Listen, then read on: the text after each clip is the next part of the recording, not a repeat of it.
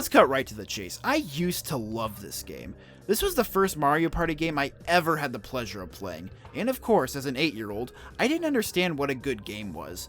I hadn't played any other Mario Party, so I had nothing to compare it to. I had so much fun playing this game as a kid, but apparently others did not. I'm sure everyone has experienced this before. You have a game that you loved dearly as a kid, but you grow up to realize that everyone hates it with a passion. I'd say it was around 13 years old when I started closely following gaming stuff online. It was when I started watching other YouTubers and I began to learn about people's general opinions about games. I was an innocent little kid learning about the true horrors of the gaming world. I was told things like, Spyro Enter the Dragonfly was actually a terrible game. You can't call yourself a real gamer and should kill yourself if you've never played a Metroid game. You're not supposed to like the Wii U, damn it! You're supposed to like the GameCube and Super Nintendo! And of course, Mario Party 9 is actually booty cheeks. No way, I thought. That game was a hoot. It's one of the best party games ever. I was itching to replay it, and I eventually bought it from a local used game store last year during the summer of 2022. I had just graduated and I was getting quite nostalgic for the days of youthful innocence. I was gonna play this game again and decide for myself if it was, in fact, booty cheeks. I popped the disc in, got my remote ready, got comfy, and I was about to answer the age-old questions. Do I still think Mario Party 9 is a good game? Will it bring me the same amount of joy I get when I revisit my other childhood games?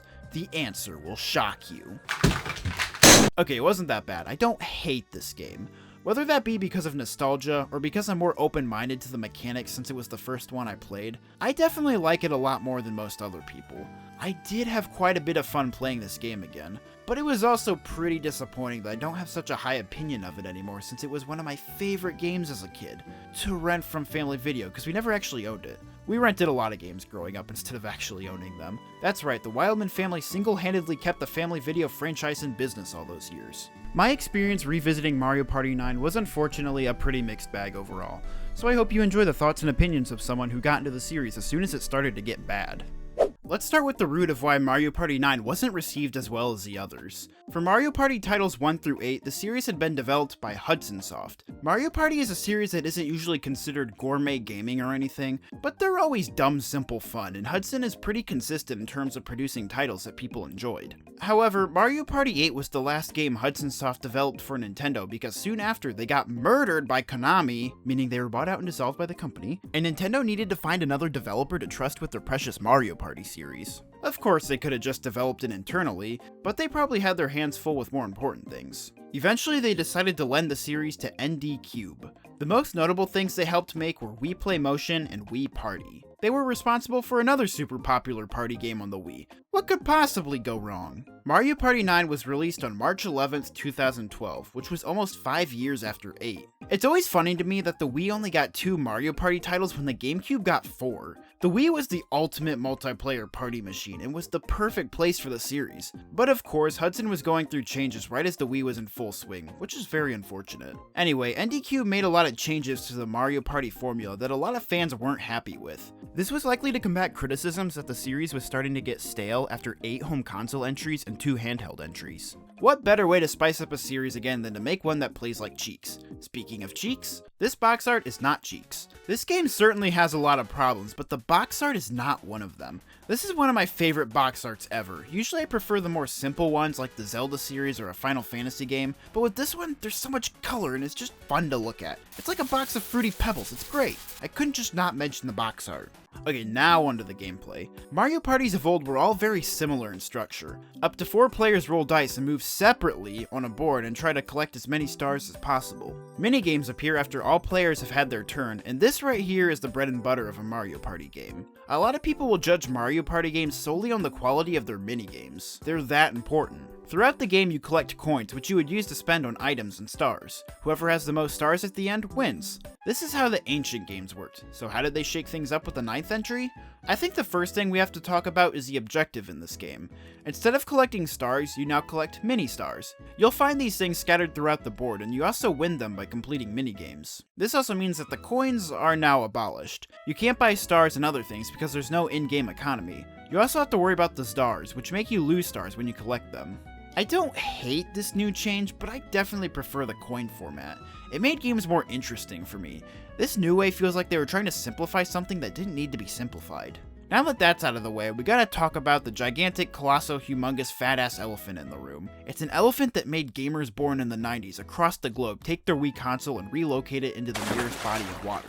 Players no longer move around separately because everyone moves together in some form of vehicle. When it's your turn, you take the role as captain. If you roll a 6, everyone moves forward 6 spaces. But obviously only the person that rolled the die reaps the rewards or repercussions of where they land. Why yes, I do love over-explaining things. That's the video essayist lifestyle, baby. There are a lot of problems with this new mechanic, but also a few benefits that I don't hear a lot of people talk about. Let's start with why it kinda sucks first. If everyone moves together, that removes a lot of the strategy. You can't go off and do your own thing and make your own choices. It makes the game feel really simplistic compared to the other titles. Mario Party 9 was criticized a lot by game reviewers because there's too much luck and not enough strategy. This seems to be a running theme with a lot of Wii releases. The same thing happened in Mario Kart Wii with its janky item balancing. Also, I think this car mechanic damages the quality of the boards. They were all designed with the idea that all the players will be moving together, so that makes all the boards super linear and basic. There's a couple branching paths to spice things up a bit, but overall, the structure of these boards feel a lot more bland than other Mario Parties. Lastly, the car mechanic takes away from the freedom that the other games had, so it can feel a lot more claustrophobic. The car mechanic is pretty much the sole reason people despise this Mario Party, and I was pretty disappointed to go back and find out I didn't like it as much as I used to. However, as someone who has a more open mind to this form of Mario Party, I can actually say there is some stuff to like about it. After playing other games in the series, I definitely prefer the more traditional way, but this wacky new way could be fun to go back to sometimes. So I mentioned the car mechanic removes a lot of the strategy, but it does bring in some new forms of strategy. I noticed that when everyone moves along the board together, the player's actions have more of an impact on other players. Let me give you an example. I might not have footage for this specific scenario, but just try to imagine it, like really hard. Let's say you have a bunch of stars that are 2 places ahead of you. This would be your chance to roll a D1 or whatever it's called, which would keep the car right in front of them and they'll be the next player's problem. Another thing that follows a similar idea would be when you come across a fork in the road. One path is full of stars and the other is mini stars. If you still have a bunch of spaces to move, you might try and nab some of the mini stars for yourself. But if you don't have a lot of jumps left, you might take the treacherous path to make your friends pay for that time they put your pet hamster in a sock and slammed it really hard against the walls and furniture.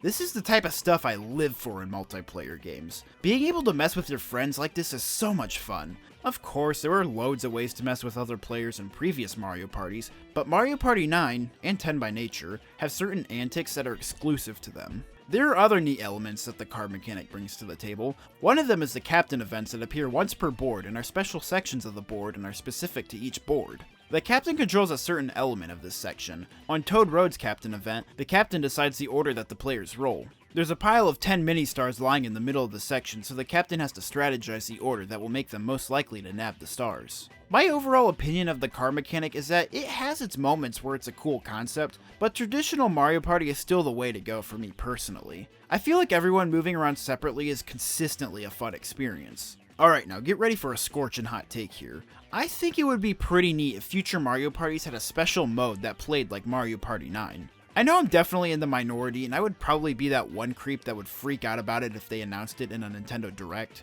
Just like I was apparently that one creep that freaked out over the Switch port of Luigi's Mansion Dark Moon. Like, it's a good game, man, come on! There would probably be separate boards for it, so maybe there would have to be like 6 traditional ones and like 2 car ones. Why do I want this feature to return? Well, it's worse than the traditional way in my opinion, but it has its moments. I could definitely see myself playing it every now and then just to shake things up. The way items work in this game is also quite different, especially considering the items aren't even here. Instead of traditional items, the player gets exclusively special dice blocks that allow the player to roll a specific number more easily, so like a 4 through 6 block. I really like the special dice blocks, but good lord they make things way less interesting than traditional items. Like using a warp block to randomly swap places with another player, that's way more interesting than using a 4 through 6 block. I don't know why they got rid of the traditional items. Did they think it would make things too complicated for the Wii's audience? It's a board game for crying out loud. Use the plunder chest to steal another player's item. Huh? I don't get it. The special dice are great, but the old items are better, and I don't know why the two of them couldn't have coexisted. What's a Mario Party game without minigames? Like I mentioned, Mario Party games are often critiqued exclusively by their minigames. 9 is kind of an exception to this because people hated the car so much that the minigames were overlooked, and this is a real shame because I think the minigames here are really solid. The thing that stands out to me the most is that despite being released on the Wii and being framed as a casual game, the motion-controlled minigames never overstay their welcome. Motion controls are great when used right, but the last thing people would want is a Mario Party that is almost exclusively motion controlled. 9 has a great mix of standard controlled and motion controlled games. There also aren't as many luck based minigames as I thought there would be. I'd say most of these are skill based, whether it be pressing specific buttons in the right order or even some platforming sections. They did a good job with the minigames themselves, but the way you initiate the minigames feels like kind of a step back from how they were done before. Instead of doing them after each player has taken a turn, they're now just kinda done whenever the game feels like it. It could be from landing on a minigame space or presented to you randomly after you get a special dice block. This new way is pretty hit or miss, but it's mostly a miss. Sometimes you can get them pretty consistently, but other times it feels like you go on these long droughts without a minigame in sight. I like the idea of, I wonder when we're gonna get a minigame next, but I like the old way more.